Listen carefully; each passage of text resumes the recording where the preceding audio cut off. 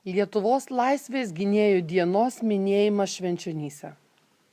Sausio 13-osios pavakarę į Švenčionių visų šventųjų bažnyčią rinkosi visi norintys pagerbti prieš 26 metus lemtingą sausio 13-ąją žuvusius.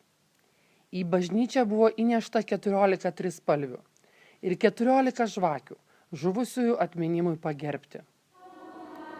Sugiedojus himną, visų šventųjų parapijos klebonas Medardas Čeponis pakvietė rajono merą Rimantą Klipčių tarti žodį. Dar labiau stinga suvokimas apie tėvynį paaukotą žmogišką auką. Dešimtimis skaičiuojamus prarastus likimus, šimtus kūno ir sielos žaizdų, kurias paliko okupanto agresija. Ir visgi, šiame dideliame mūsų tautos skausme tiek prieš 26 metus, tiek šiandien vilko ir tebedilta stiprybė, orumas ir pasididžiavimas. Svečias iš Vilniaus, kunigų seminarijos dvasios tėvas, kunigas Saulius Bužauskas, susirinkusius kvietė ne tik prisiminti žuvusiuosius ir pagerbti juos, bet ir dėkoti aukščiausiems už laisvės dovaną.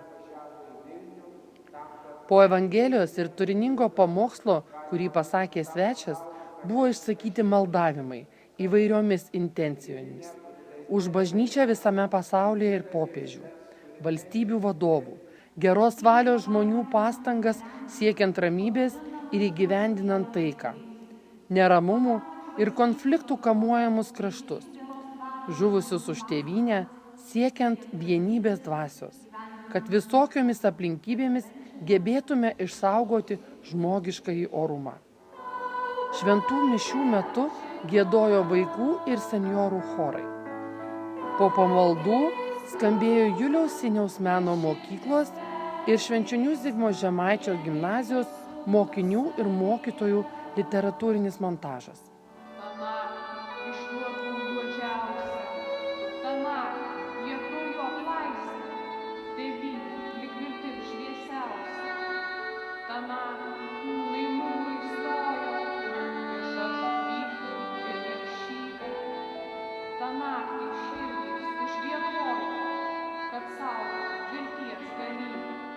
Pasibaigus mišioms nuaidėjo 3 salvės – už Lietuvą, už laisvę, už žuvusius.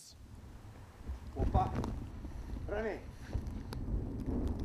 Salvės grupė, ginklą.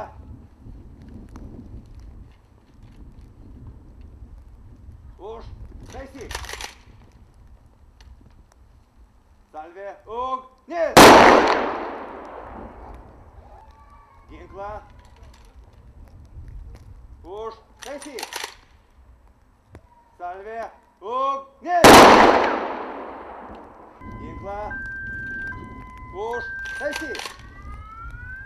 Salvė, ugnis.